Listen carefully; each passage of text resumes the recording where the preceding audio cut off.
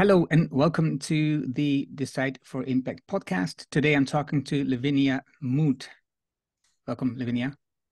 Hi, Erno. Nice to meet you and happy Ye- to be here. Yeah, me too. You are in Germany? Yes, in Cologne. Yes, Köln, as we say. Kölle, Köl Kölle in dialect. Köln. Ah, das hatte Yeah, ich nicht yeah, gewusst. yeah, yeah. It's Okay, Kölsch dialect. yeah. No, I don't try not to switch to German.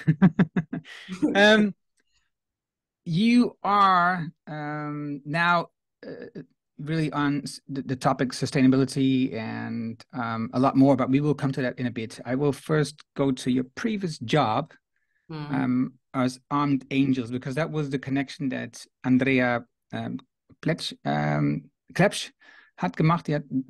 She connected me with you and saying, okay, this is an interesting person to interview. And she mentioned the link to Armed Angels. So to give people some background, what is Armed Angels, and especially what did you do there as a corporate responsibility? Yeah, thanks. What is Armed Angels? So, Armed Angels is a German fashion brand.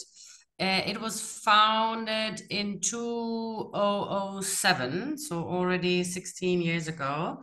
And it was one of the first fashion brands over here in Germany who started building their business model on purpose and sustainability. So they were the first ones in Germany. They started with jersey, with like generic T-shirts, to produce and sell 100% fair trade certified and organic cotton T-shirts.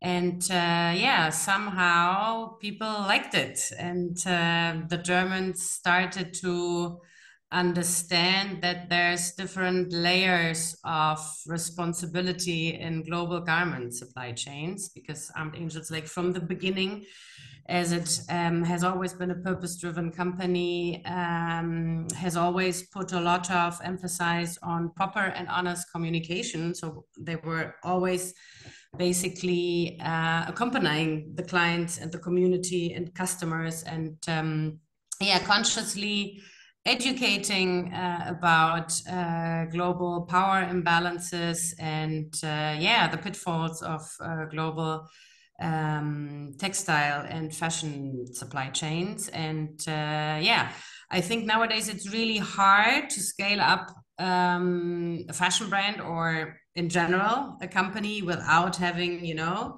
loads of investors and or stakeholders and external capital. Yeah, but somehow it worked in the case of Armed Angels. So I left the company 1.5 years ago, and at that point of time, we had 120 employees. We were approximately producing and selling 4 million garments per year, almost 100% traceable and transparent supply chains. That means like from the extraction of the raw material, organic cotton, organic wool, man-made fibers from sustainable forestry up to the final stage of the garment. And yeah, and I started working there in 2017 as the head of corporate responsibility. And as the name already proposes and like explains by itself, it's about what is the responsibility of a company, of a corporation. And yeah, and I was responsible for that, to redefine it, for implementing this, like social and ecological standard requirements, not only in-house, but also in all the different Armed Angels supply chains. And yeah, and then like developing and redeveloping and questioning if this is still enough, you know, in terms of sustainability and green growth, how we during that time called it. Yeah, it was a lot of fun, but it was also fun because I somehow, you know, like small and medium-sized companies, they are not so well organized and they do not have like predefined processes and stuff like that. So basically, I was not allowed to decide on, you know, major decisions, but somehow, as it was a little chaotic, I just did. And so I had all the freedom I actually needed to yeah, to implement certain measures which would have been very radical and rebellious measures at other companies, but I had the trust from the board to just do it. So I did it. And I think we were the first ones to, as I said before, to have such a kind of traceability in supply chains, in garment supply chains. We implemented the open costing scheme so that like labor costs are really leveraged and put in the product pricing. We had I founded an own organic farmers association. This is also super crazy in India, organizing 700 small scale farming families. And yeah, really crazy stuff like that, where like everybody in the corporate sustainability world would tell you, this is not possible, not if you're so small, and not if you have like a clear setup and strategy to super scale it up, but it is possible if you want it. Oh, there's so many A lot of questions. information, sorry. Yeah, no, and there's obviously then this also it pops up a lot of questions for me, so now I have to make sure that I try to get to all the questions. First of all, so you reported directly to the board? Yes. That's In German, we say Stabsstelle. I actually don't know how you say this in English. So basically, normally you have like a director or a head of, and then you have like the people below, like different hierarchy levels. But my position was like a Stabsstelle. I was like flying around like everywhere, and I only had to report to the board. Yeah, and in Dutch we say stuff. Did not always do, I must admit, but we all need to become little activists. So. So now the cotton thing, right? So because cotton is a lot used in the products that they sell. I also saw the website is they also sell to the Netherlands because there's a lot of pages in Dutch, so that's pretty clear. Mm-hmm. I've had a guest before here on the show who talked about, because they have Umeco who sell fair now I don't know the name in English. Deck bed. Like home textiles? Yeah, but for the bed, so that it is like Bettdecken. Yeah. Good question. It doesn't matter. Yeah. Because of course it's about the feathers that are inside, but also about the cotton that they use. Mm-hmm. And it is what I understand, pretty difficult to get like really fair traded cotton. It's impossible. Okay. It's not only difficult, it's impossible. That's one thing, right? So what I saw on a couple of documentaries is that it is very difficult to get fair pay to people. There's a lot of female and even children that are used in plucking the cotton, and because they have these small hands, because of drought, the amount of cotton that is coming from the flowers is smaller, so that they need smaller hands. That's what they at least say. It uses a lot of water, cotton, the plants. Yeah, that's some fake information. That's some misinformation circulating around. Yeah, the thing is, like, cotton is actually, it's a desert crop. And it actually uses less water than soy and wheat and most other vegetables. The thing about cotton is that when we introduced BT cotton, gene-modified cotton, 25 years ago, we obviously, and monoculture crops, obviously, we started, using a lot of synthetic, toxic, and hazardous fertilizers and pesticides. And that all, like, obviously contaminates the groundwater, and that's actually the problem. And that's why droughts started happening and the yields went down and so on and so forth. But actually, cotton is not a plant which needs a lot of water. What happens is if you do or if you implement bad agroecological methods and bad methods of agriculture, you destroy the soil health. And but like for the end consumer in marketing, and this also has to do with the fossil fuel lobby, because that's where this fake news comes from, that cotton uses a lot of water and it's actually bad for the environment. Please use more polyester extracted from raw oil. That's where that comes from. It doesn't need so much water. But water stress and scarcity because of climate crisis and climate change obviously is a problem also in cotton agriculture. So what do you do? What are they doing? Armed Angels doing to make sure that people get paid enough? Because before we started recording this call, we talked a bit about fair, right? Like we in the West have so much more than the people in the Southern Hemisphere, and we need to do something, right? We need to reduce. Green growth is not a good word. And they need to grow to build a better livelihood and a more fair life, A decent life. decent life, right? Instead of more money, look at well-being, right? So well-being to me is a great word for that. So how do you do that? Because like you just, it is impossible, but how do you deal with that? Well, I always say when it comes to sustainability measures and strategies, place dictates strategy.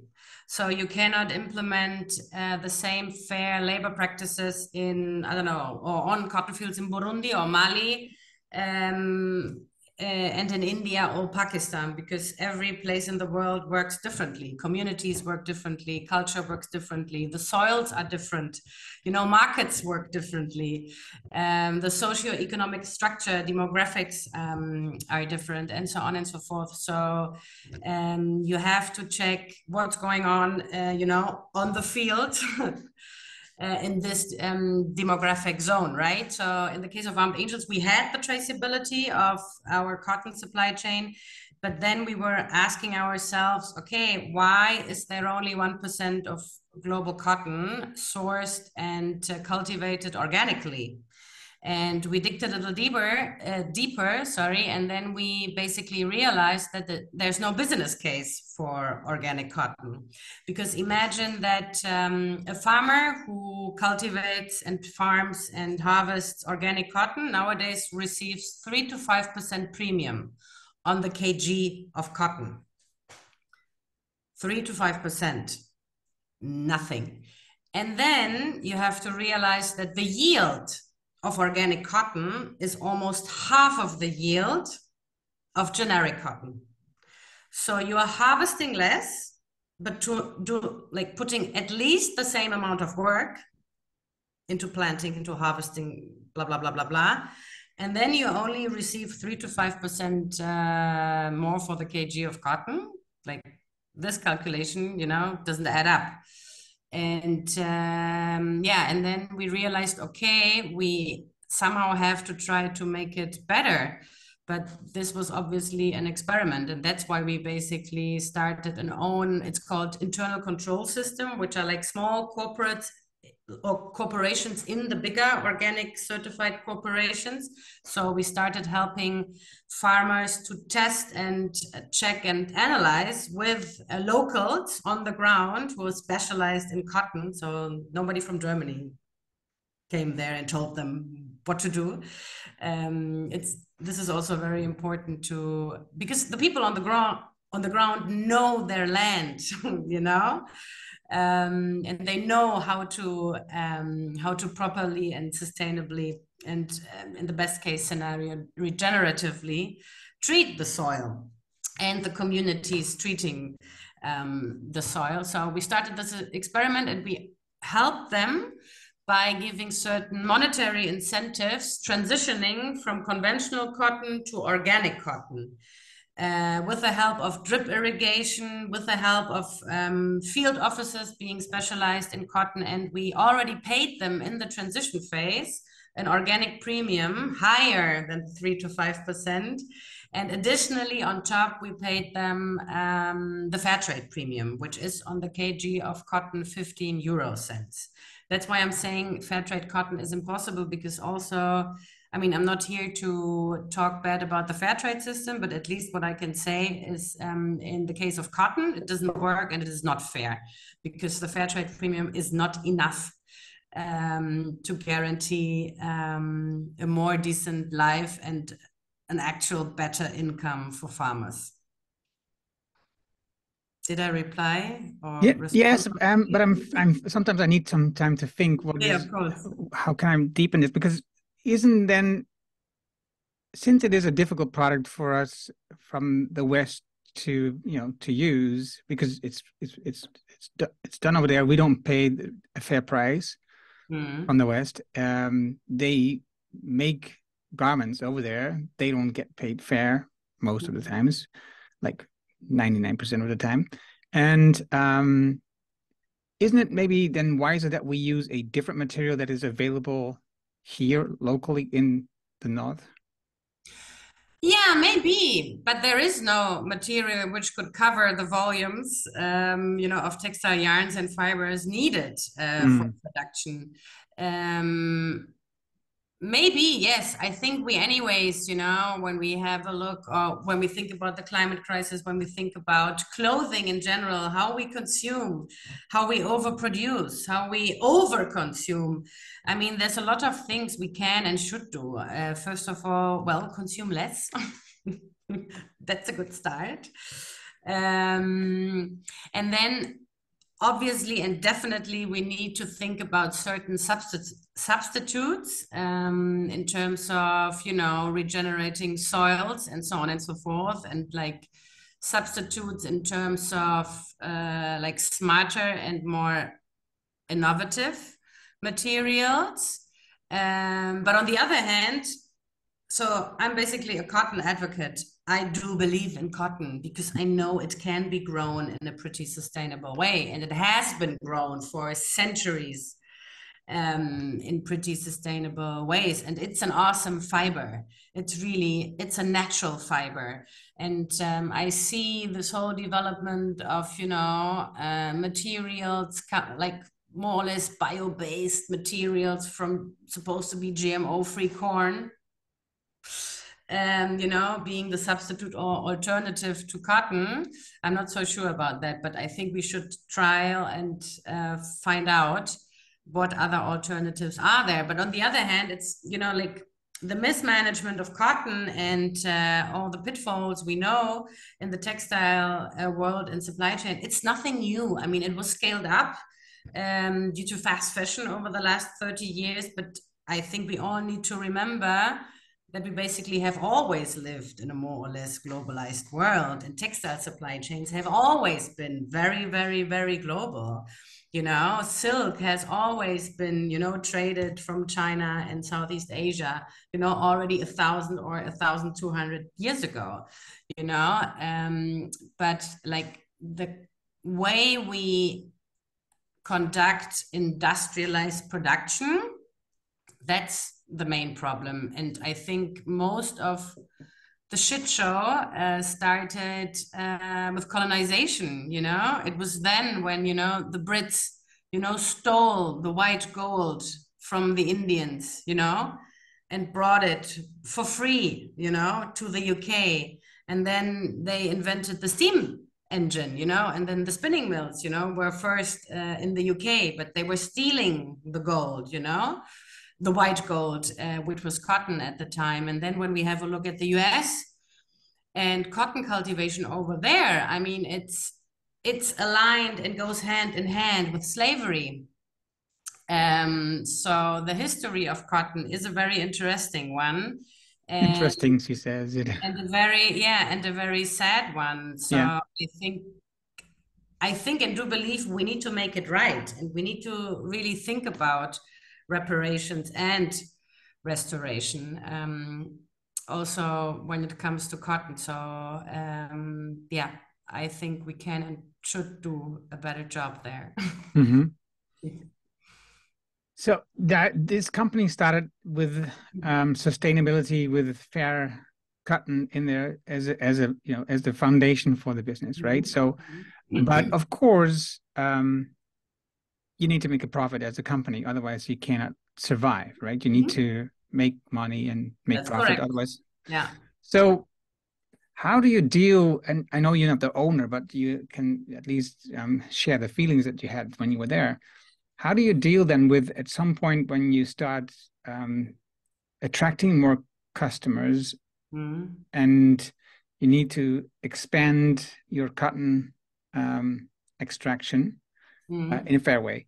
And everything becomes more and more. Like you just said, we should just consume less, right? So buy secondhand clothes, for example, instead of just buying new ones every time, or repair the clothes that you have. So how do you, as a company, when you have, because I think that's an interesting struggle. What I always see is, on one hand, you believe in sustainability, you want, and the most sustainable product is the one that wasn't made, right? So the most sustainable car is the one that isn't produced. The most sustainable clothes is the one that isn't produced. So you just buy secondhand because then you don't produce anything new. So how do you do that when you, and your role is, I think, very interesting, looking at profits and growing your company and scaling like Armed Angels are, and at the same time thinking, okay, how do I make this more sustainable? Mm-hmm. Well, first of all, everybody needs to realize generic, like, let's talk about the basics, like implementing sustainability on company level and certain accountability is not costly. We talk about management systems, we talk about traceability and transparency. We talk about higher costs of materials and also in production, but it's almost never more than 20%. So it's actually doable. It's not a case where you would say, "Ooh, this is not possible." Okay. And in the case of Armed Angels, as this has always been their purpose, and as they started as an online business, margins obviously are higher with an online business. And afterwards, they started also selling to retail. They have always and very intelligently calculated margins, and have always kept the margins pretty short. And I think that has always been their benefit for making it a profitable company. And it's possible. And they basically didn't do any like bullshit investments, or any weird, marketing scams or like collaborations, where like the investment, I don't know, in a collaboration with XY model or XY company, was like more than they actually needed for the sustainability department. So that's why I'm like sometimes really frustrated, and obviously I'm getting angry because I know that it's possible. I know that we can all do like a better job in terms of business ethics. Where I think it's not possible, obviously, but this is a systemic question. Obviously, it's like when we talk about companies being at the stock market, with the shareholders. Over there, it's not possible, because over there, always like profit will always reign. But like if we talk about the private sector and small and medium-sized companies, it is possible. But it's a lot of work, but it is possible. How did they, and how do you think about it, take care of, for example, when some big company comes along with big pockets and they would buy Armed Angels? Well, how do they take care of that? I think it has been happening in the past, but they always said no. I don't know how long they will say no, because at one point in life, most people fall to money, if it's enough. And I think it also has to do something with the fact that for now, or until today, I mean, now we are in a global recession. We have to see, how all of this, or how far all of this goes well, because they have always been profitable. I don't know what happens when they have red numbers, what the board or people, making these decisions might decide then. I'm a bit worried about that, obviously, because I know, like, I have seen a couple of takeovers in the last 18 months of like actually like really cool startups who also like really try to be sustainable. For example, Ehrlich Textil, it's also like a sustainable pioneer for underwear in Germany. They were bought by a big company, and basically now they are shut down because they're not going to keep the program because the bigger company decides, well, this is, not profitable enough for our company. Then Organic Basics, was bought, I think, 18 months ago. And this never goes well, Yeah. But I'm a communist by heart, so obviously I get angry and frustrated, and whenever like a big private fish comes around the corner and eats somebody else up, like the little warriors, obviously I do get really sad. Yeah, and at the same time, of course, they also then break as a business owner who has a good mind. They break for the money at some point, right? So I also wonder, why do you do that? If the sustainability is really something you stand for, why do you sell out and do this, or sell? Maybe sell Yeah, out. but I think in a lot of cases also like false promises are made. During negotiations. I'm pretty like convinced of the fact that during these kind of negotiations, like the big fish, is kind of like promising verbally, no, we are going to scale it up. We've got, the capital, you're safe with us. You started, with a good mission and we are going to help you. Don't worry. But then, these are like the false promises we actually know from like really bad Hollywood movies about business. Oh, you mentioned green growth. That was something they used in the beginning. Green growth is a quote, is a word combination that now people use to make us believe that the only way forward is growth. If we want to make a sustainable, we have to grow. What is your opinion about that part? It's also the reason why I left Armed Angels, because they were still believing in green growth.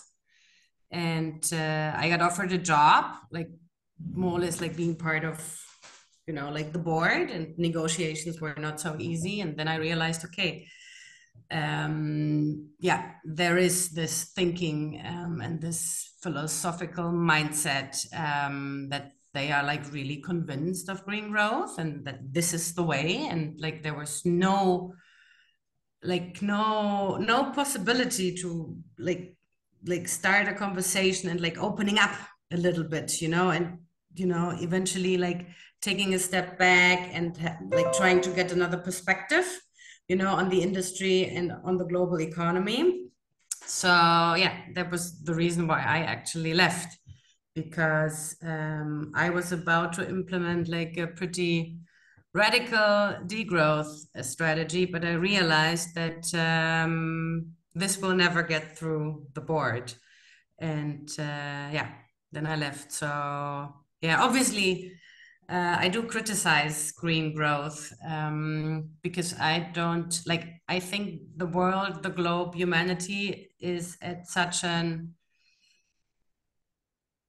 emergent stage that we are not even allowed, to push supposed to be green growth. We definitely need to radically reduce everything we do.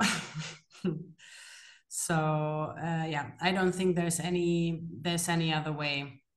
I don't know how, actually. And I'm really like, I'm also, I mean, at the end of the day, I'm also an end consumer, right? I do also consume. So I am one of these persons. I am pro eco dictatorship. I think it's okay to tell me that I am not allowed to fly so much. Like if tomorrow the German government would tell me, I don't know, you traveled so much over the last 15 years. You're not allowed to fly for 2 years. Well, then that's my part, what I need to do. And I totally get that. And I don't understand why other people don't get it. They believe they have a right. Exactly, rights. Let's talk about rights or not. Oh, let's first about duties. Let's talk about duties. Let's first go to this post-growth or degrowth. which of course two difficult terms because the word growth is still in there. But what do you get from people when you talk about degrowth, for example? Everybody's interested, and that's really cool. Everybody's interested. It's like the trending buzzword right now. I think what is missing is obviously like the practical setup, right? So whenever somebody asks me, okay, Lavinia, but what would you have done in the case of Armed Angels? How would you have done it? And then I always say, well, I don't know if this would have been working. I have no idea because it would have been an experiment. But in the case of Armed Angels, I think it would have been possible because the company was profitable. There were some savings, so this was safe. And with the proper setup, I have always said that I do believe it's possible. So what we should have been doing is like calculating what social and ecological impact scenario each and every product has, and then the product portfolios.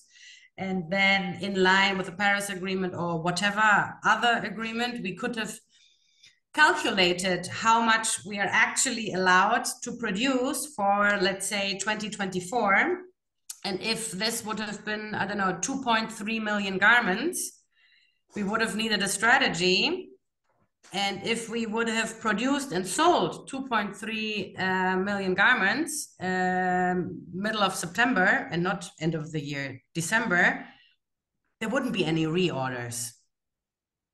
You know, there wouldn't be any new bulk production.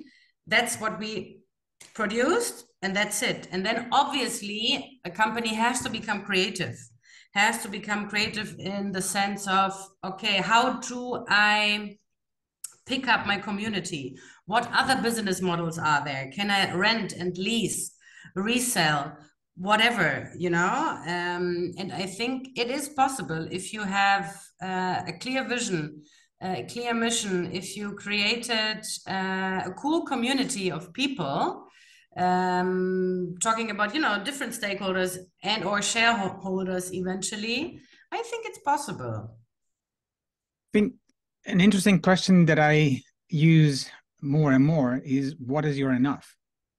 Yeah. So you could, of course, calculate what is maximum that you are allowed to, but then, of course, if you are the only one company who's sticking to the number and the other ones who are not, then it's not working. If there's a number for how many garments we could sell in Germany in a year, and this would be, of course, divided to all the companies in Germany who sell garments, everybody has to stick to the number, and that's going to be not easy. Yeah, of course. I mean, everything would have been like, or it should have been like in line with the science-based targets and so on and so forth. But like, obviously, these things can only be realized, you know, in a collaborative approach. But like, for example, in the case of Armed Angels, I mean, let's be realistic, you know, they're still a small and medium-sized company. The slogan is made to make a difference. But if we talk about global volumes of textile production, what they are doing, they're not doing making a difference. Obviously not with the 4 million pieces. No, but what they are showing off that it's possible to do it differently. And I think this trial would have been like really funny and really necessary and really cool if they would have done it, or if anybody else please starts to do it or tries to do it. Yeah, I just had the question yesterday to a crowd talking about, so what is your enough? So thinking as a person, as a human, what is your enough? How much money do you need, right? How much things do you need?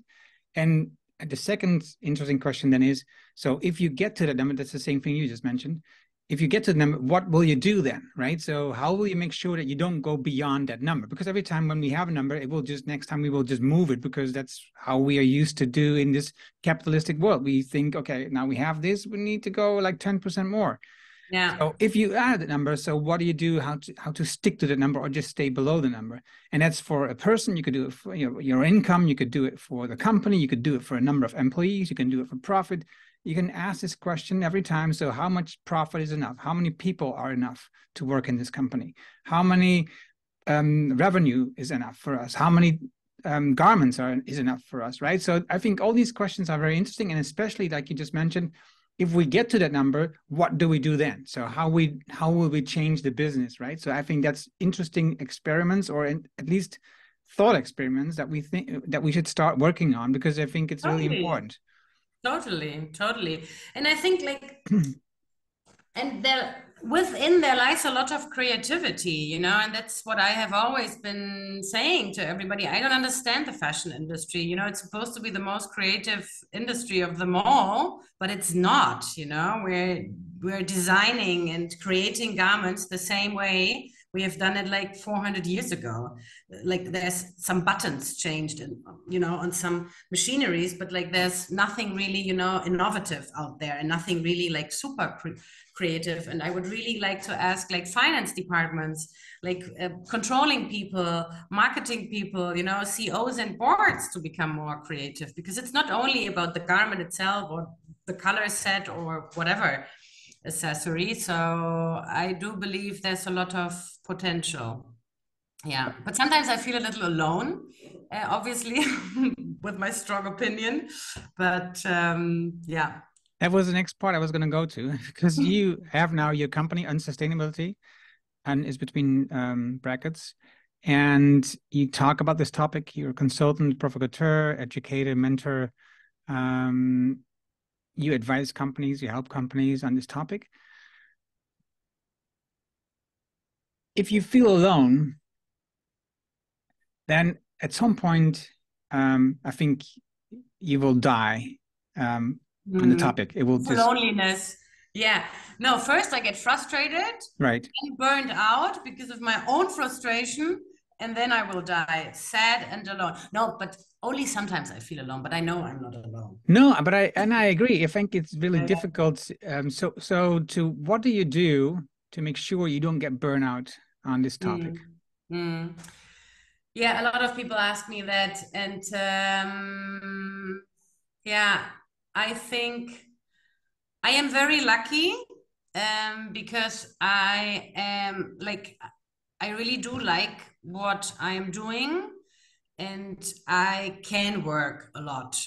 You know, I have educated and trained myself to work a lot, but I think I also like, I am able to do all that because I grew up like very privileged, you know, with a lot of comfort and luxury and like very well education, and so on and so forth. And that's obviously also the reason. I mean, only because like you and me, we were born, you know, in this geographical zone. You know, we belong to the 2% of the elitist, you know, community in the world. So hope is a privilege, and I'm so thankful, you know, for that. I'm doing a course on decoloniality and like decolonizing the sustainability movement with a beautiful crew and NGO called Possible Futures. And I learned over there that, well, first of all, hope is a privilege, and many extinct communities who have been extinct, you know, due to mostly our lifestyles in the last 100 and 200 years, they did not even have the possibility to have hope. You know, over here in the West, we are like, you know, Fridays for Future, we've got hope, we're going to save the planet. So I think that is one of the reasons, because I think like if you're thankful, you know, having all this privilege, yeah, it's hard to get exhausted, at least in my case. Obviously, sometimes I'm exhausted. Everybody's exhausted sometimes, but yeah, I do not have to struggle for my survival. But you are probably one of the few people who really understands that part, because most people think they have rights to fly, rights to drive a car, rights to drive on gasoline, because that's what they believe is their right, right? So how can we help to make it interesting for other people? How can we help other people to have that same feeling that it is a privilege to have hope? It is a privilege to have all the things that we have. Talking to them, but First and foremost, listening.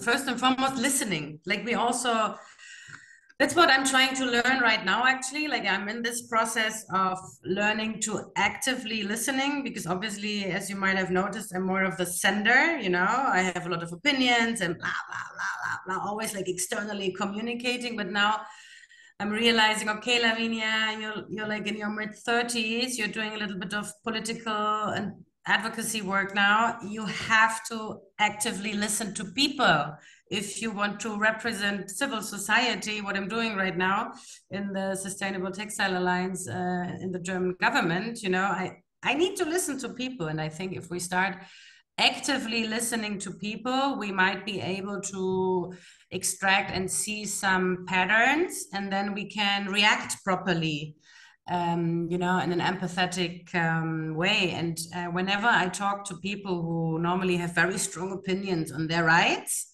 and when I ask them, okay, like where does this possession of rights come from? Why do you believe, you know, you have the right? And then you let them talk, and then in general at some point we meet, you know, somewhere in the middle, and we both realize, okay, yes, there are rights, and rights are very important for like a societal structure, to bring organization, you know, and equality. But in some cases and in some very emergent situations, maybe we should not, you know, stick to our rights, or, you know, that we always conduct our rights, because at the end of the day, everybody agrees with the fact that nobody has the right to destroy anything. And that's what we are doing constantly and pretty consciously as well. Right? Like everybody knows nowadays, I don't know, eating too much meat, you know, is equal to emitting, you know, more carbon dioxide into the atmosphere than we should actually be doing. Everybody knows that. We all know that. And we don't have the right to do that. I don't know how you feel it. Yeah, I think it's the same with driving a car or something like that, because we all know that burning fossil fuels is bad for us, or Exactly. just buying more products. We know that it has a lot of impact on the things that we do on the rest of the world or on the ecology, and we still do it. Yeah, and the funny thing is that the solutions are out there. Yeah. We actually know what to do, but obviously this is it's more than a mind shift. And it's also I do believe it's even more than a system shift. It's a cultural shift, you know, but the solutions are out there. We need to redistribute certain capital, and the solutions are there. You know, we know how to reform and improve urban design. We know, like if we talk to what was her name, the German advocate for sustainable mobilization. Gotcha deal. Yeah, exactly. If you listen to her, we know what to do, you know, and we don't need cars. I mean, yes, we need cars because the infrastructure for sustainable mobilization is not there, not in the Netherlands. Well, a little better in the Netherlands, but you're also a smaller country with less people and less cars. Yeah. Because of that, and more water.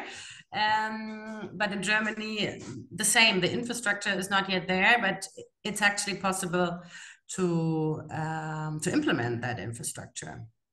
Yeah, and then you have like 5 huge car manufacturers in Germany who are always possible and able and do influence the government on making decisions that are really important to their factories or people who work there, or producing more cars or whatever, right? So electric cars are not a solution No. for us, because they're just a solution for the car manufacturers to keep on doing what they were doing, right? So that's the same innovative thing. It's still building cars, right? It's nothing innovative about it, actually. Yeah, and it's also shifting problematic conflict materials. You know, a friend of mine is working with a community in the north of Argentina, where there's like lithium mines. And if you've visited a lithium mine, eventually going end of the year, I don't think that you will ever buy anything, you know, with a battery anymore, because this is not nice. And it's yeah, and it's only the extraction of the raw material, you know, which is definitely destroying the environment, in this case contaminating groundwater streams and destroying, I mean, there's a genocide happening at or in this case of the north of Argentina, in some indigenous communities over there. And the difficulty here is, of course, that because it is so far away, right? So we don't get to see every day the pictures of what's going on. For example, a friend of mine, Paul Schendeling, he wrote the book There is Life After Growth in Dutch. And beautiful.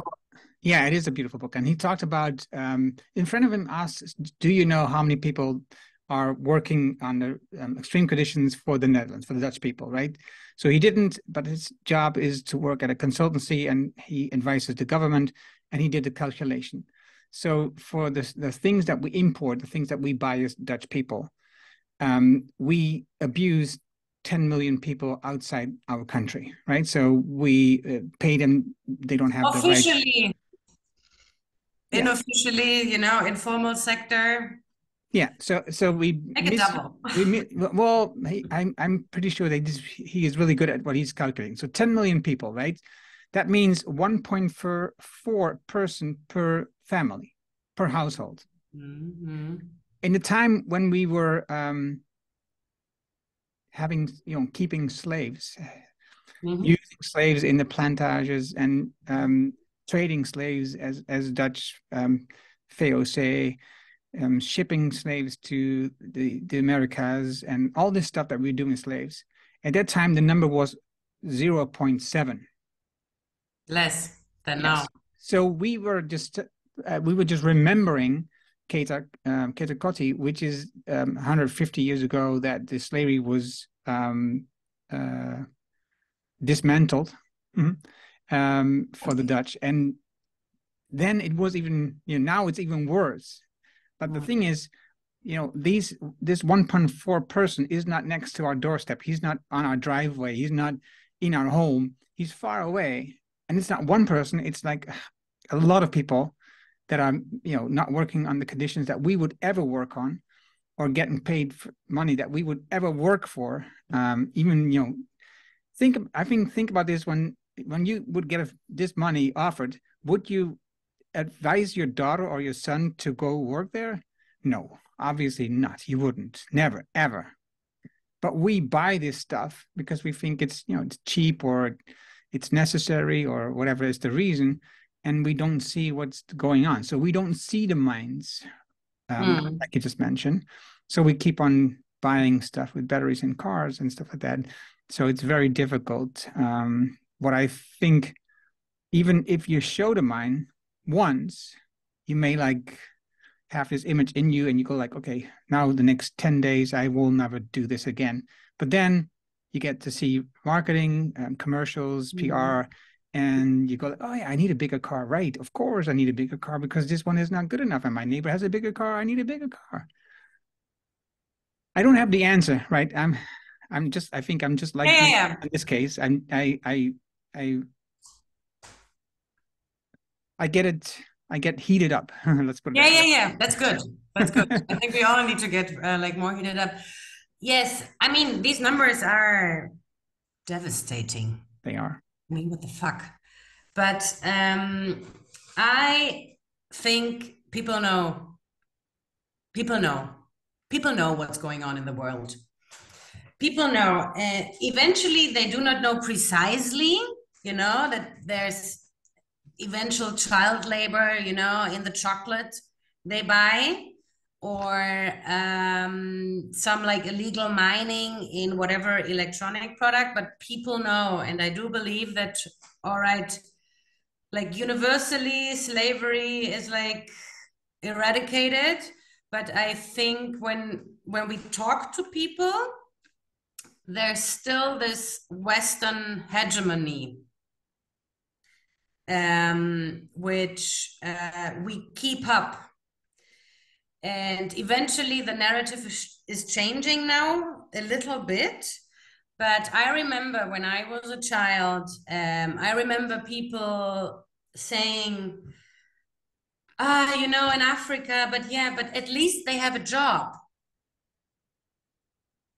And this is like I heard like that all the time. And I think this narrative is still used, and it's still used by a lot of companies. And unfortunately, this is also a narrative used in the sustainability movement. It's often used, no, but we are creating jobs in Indian textile factories. And I'm like, no, you're not creating jobs. You're you're misusing power and exploiting. But I think this is still on, this thinking. So, but as I said before, I'm no better, not at all. I'm also a consumer, and if I want to buy a chocolate, I buy a chocolate, and if it's really difficult. I've also been auditing cacao plantations in different parts of the world. So it's a little bit like cotton. It's really like everything what comes, from plantations. It's basically, doesn't matter if it's fair trade or not, it's somehow modern slavery. It's really, really, really difficult to break up, these structural power imbalances over there. No, but I'm telling, like, I'm no better, obviously, because at the end of the day, I'm an end consumer and I do consume, right? And that's why I always think I know what's happening, and I'm really ashamed of the systems, but I'm pretty sure that most people actually know what's going on. Well, I think you and I are even more aware, and still we buy. We buy less, but we still buy, right? Yeah. Be more aware, but we still buy, right? I eat chocolate. Yeah, we consume, yeah. Yeah. I consume a lot less, but I did the calculation of my personal footprint, and it was 2.2 Earths. Yeah, I know. I'm also, of course, we are there. We've got a lifestyle. Yeah. Yeah. So, what is because you are advising now, I think mostly because that's your background, your history, on the textile area. Yeah, I always want to quit fashion because I'm no fashionista. I'm actually like, I'm not interested, in like design and like nice clothes, but somehow, I ended up in the industry because it's such a mirror, of everything what's going wrong, like economically and also politically. Yeah, I always want to quit, but here I am. Yes. And now I realize, okay, there's a couple of years of experience and I've got a good network, so I'm still here. And I think it's important because if people like you don't fight for it, even less would change, right? So I'm not saying nothing is changing, but there is change, and I think that's important. So even if you're not a fashionista, I think it's important to change this business, this world. And what is a question that you get a lot from companies that come to you? I'm often asked, like I often receive emails requesting help with strategy setup, impact strategy and so on and so forth. I'm not such a strategic woman or business human being. I really like to get my hands dirty, as we say. So I do like the operational work, I do like to be on the field. I do like to be in contact with suppliers. That's what I like. But almost everybody is concerned with strategy. And then sometimes I start talking to the companies and like to the supply chain team and then to the sustainability team. And then I realize, okay, you're missing out that and that and that and that, and you're missing out processes here and there and there. And then in general, I'm like, nah, like contact, I don't know, McKinsey, they can do much better strategy, but I want to help you with this and that and that. Right. So yeah, business is very, very, very concerned with a nice strategy setup. Now everybody's freaking out because of the upcoming regulations. Where I think this is really funny because I don't understand how you can start a business and not conduct a risk assessment in terms of human rights.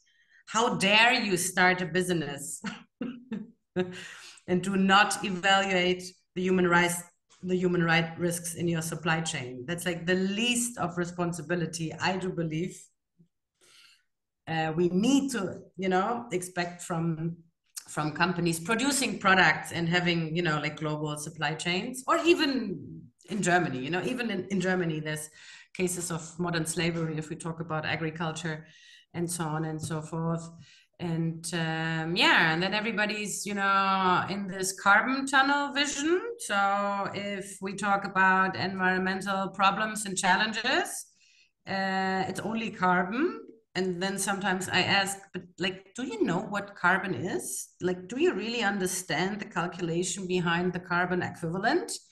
And then it stops, and people, even companies and professionals in our field, they equalize carbon emissions with energy, but it's much more complex. It's much more complex. It's not only like turning or switching to renewables. There's much more parameters which come in there, and much more parameters we have to have a look at, biodiversity and other topics. Yeah. Soil, plants, and the insects, and there's a whole lot of stuff going on. Yeah. Totally.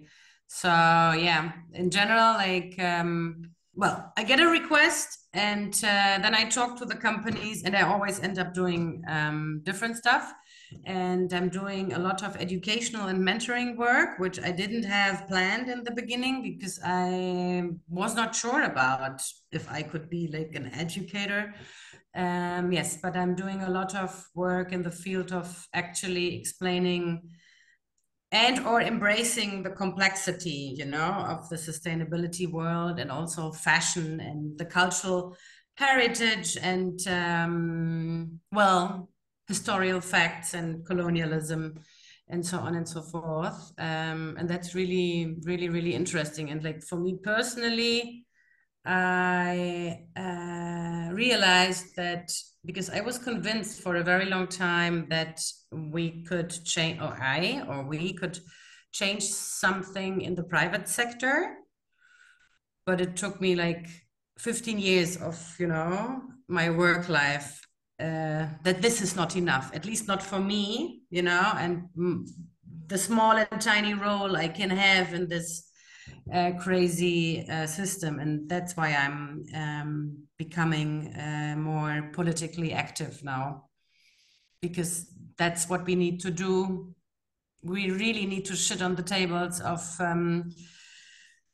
the politicians and like really, really, really provocate the economic lobby. They are really blocking. So to you, actions and regulations and rules from the government are important to make a change. Totally. They are the basis. Without that,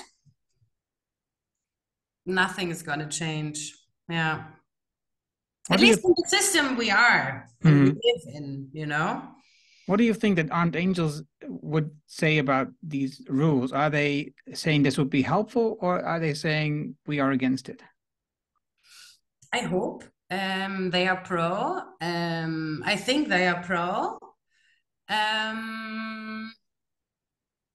I'm obviously interested how far they can deliver. Right now, they're not like, they are still too small to mandatorily report, according to the German supply chain law.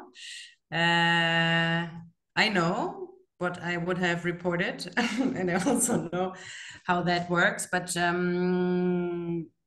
I think they do, or they are pro all these regulations. But I also know, because there was a reason why I quit, I also know that in terms of certain major and radical changes, they would not go along with certain changes I think are needed. Mm. Okay, so let's start with a ban on flights up to like 600 kilometers, something like that.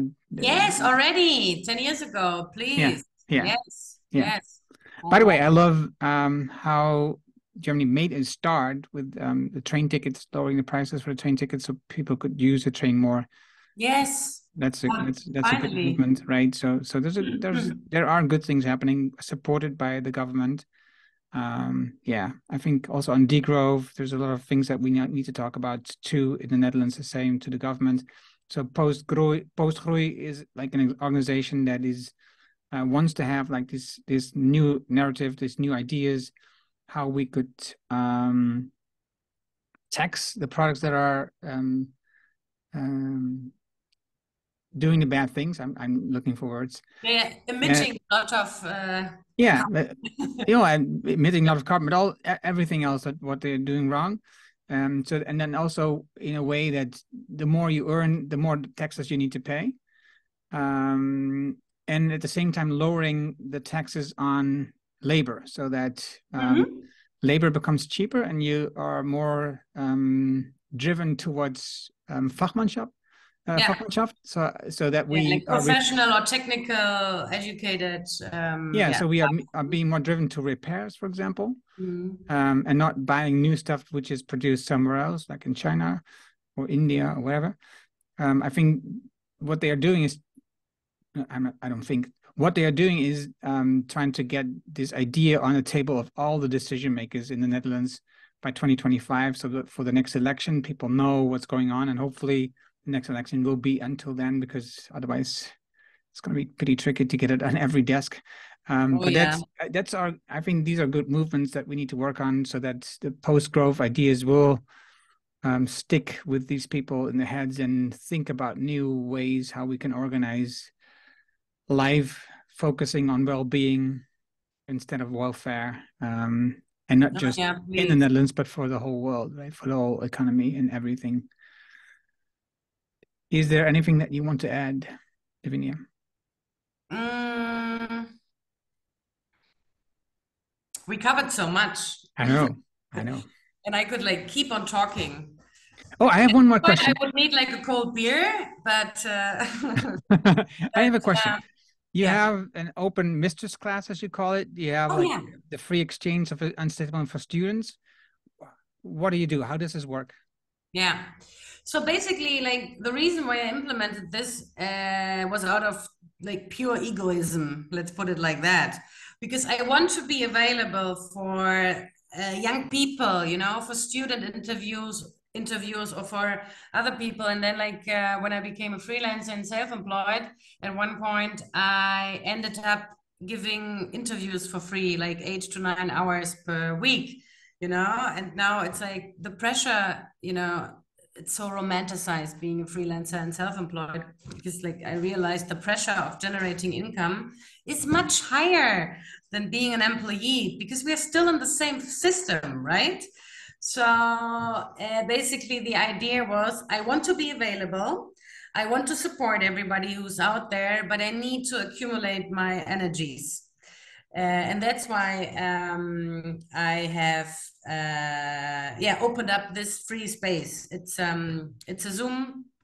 It's basically an open Zoom call, and whoever has any kind of question or critique or query or wants to conduct an interview can always join me from 2 to 3 p.m. Fridays, 2 to 3 p.m. CET. And yeah, obviously I called it Mistress class and not master class, because I always say, who has mastered anything in sustainability yet?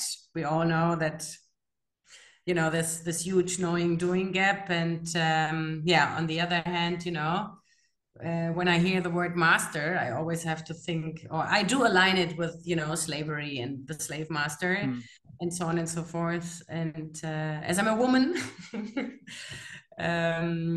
yeah, I called it open mistress class because for me, it seemed like it was a little more empathetic. I think people are confused and don't know what's going on there, but yeah, I just keep it that way. I like the idea. For me, it was pretty clear, and I liked also the Cool. play with the title. I think it was really Oh, nice. beautiful. Yeah, Yay. yeah, yeah. I think it was a great addition. So let's stop here, Lavinia. I think that we could talk for a long time about this topic. You are very Yes. passionate. I am very passionate with this Thank topic. you as well, dude. Yeah, yeah. So, and I think that's why I have this podcast, because I want to talk to people like you and learn. Like, I learned a little bit now about the garment industry, about textiles, about cotton. I learned that cotton, the plant itself, doesn't use a lot of water because it's a desert plant. I learned that you can build a fair um, Supply chain. textile company. You can build Yes, a fair clothing company, of course. and it doesn't cost that much more, which I No. think is an interesting point to know. And of course, there's a lot of things that you confirmed that it's already what I know, but I think these are the points that I really learned about the textile industry and how you use your corporate responsibility role from Down Angels. At some point were like frustrated. Now you use the same ideas, what you've learned in history from the past until here, in your job now as a private consultant, as a private freelancer. So thank you very much, Lavinia. Thank you, Erno. That was a lot of fun. Maybe we can do it another time. Yes, I agree. I agree.